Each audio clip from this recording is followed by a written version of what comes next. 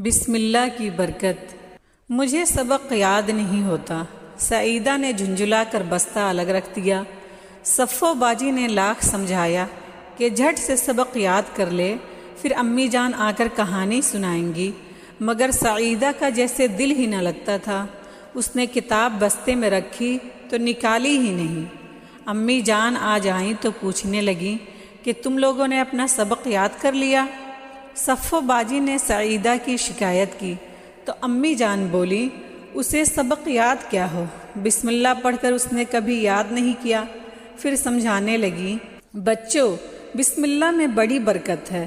اللہ کا نام لے کر جب کوئی کام کرتے ہیں تو اس کام میں جی لگتا ہے اور پھر وہ کام پورا بھی ہو جاتا ہے۔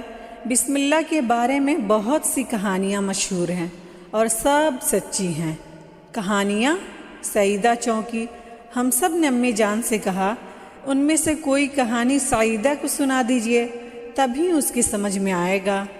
امی جان نے کہا، اچھا سنو، اور وہ اس طرح کہانی سنانے لگی۔ ایک غیر مسلم تھا، وہ اسلام اور مسلمانوں کا بہت بڑا مخالف تھا۔ اب یہ اللہ کی قدرت ہے کہ وہ جسے چاہے اپنا بندہ بنا لے۔ تو بچوں، اس شخص کی ایک لڑکی تھی۔ اس نے ایک بار کسی مولوی صاحب کا وعظ سنا۔ مولوی صاحب بسم اللہ کی برکت کے بارے میں وعظ فرما رہے تھے۔ لڑکی وعظ سنتی رہی اور پھر مسلمان ہو گئی۔ بسم اللہ اس نے یاد کر لی۔ گھر آ کر وہ کام کرنے چلی تو اس نے بسم اللہ پڑھی، کھانا پکانے چلی تو بسم اللہ پڑھی، سبق یاد کرنے چلی تو بسم اللہ پڑھی، کوئی کپڑا پہنا تو بسم اللہ پڑھی۔ اس کے باپ نے بات بات میں اس کی زبان سے بسم اللہ سنی تو کھٹکا۔ اس نے پوچھا، تو بسم اللہ کیوں پڑھتی ہے؟ کیا تو مسلمان ہو گئی ہے؟ لڑکی نے بتایا، ہاں میں مسلمان ہو گئی ہوں۔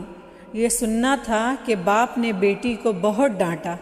خفا ہو کر گھر سے باہر چلا گیا اور سوچنے لگا کہ کس طرح اسے پھر اپنے دھرم میں واپس لائے۔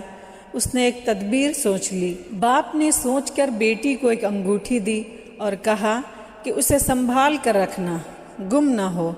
لڑکی اس وقت برتن دھو رہی تھی۔ اس نے بسم اللہ پڑھ کر انگوٹھی لے لی اور گھڑونچی کے طاق پر رکھ دی۔ سوچا کہ برتن دھو کر انگلی میں پہن لے گی۔ سنتے ہو بچوں؟ اب دیکھو، وہ برتن دھو رہی تھی کہ باپ نے کسی کام سے پکارا۔ وہ باپ کے پاس گئی۔ باپ نے اسے پیسے دیے کہ جا کر سودا لے آئے۔ لڑکی نے بسم اللہ پڑھ کر پیسے لیے، بازار چلی گئی۔ وہ ادھر بازار گئی، ادھر باپ نے طاق سے انگوٹھی اٹھا لی۔ جیسے ہی لڑکی بازار سے آئی، باپ نے کہا، جلدی کھانا پکا دے، ضروری کام ہے، کھانا کھا کر جاؤں گا۔ لڑکی بسم اللہ پڑھ کر کھانا پکانے لگی، اور سنیے تو امی جان، اور انگوٹھی کی یاد اسے؟ سعیدہ پوچھ بیٹھی۔ امی جان نے کہا، ہاں بیٹی، جلدی میں اس کو انگوٹھی یاد نہ رہی۔ اس نے کھانا پکایا، باپ کو دیا، باپ کھا کر باہر گیا۔ اب لڑکی کو انگوٹھی یاد آئی۔ اس نے طاق میں دیکھا، وہاں اب انگوٹھی کہاں؟ وہ بہت گھبرائی، اللہ کو یاد کیا اور چپ رہی۔ باپ نے انگوٹھی لے جا کر ندی میں ڈال دی، پھر واپس گھر آیا۔ دوسرے دن بیٹی سے انگوٹھی مانگی۔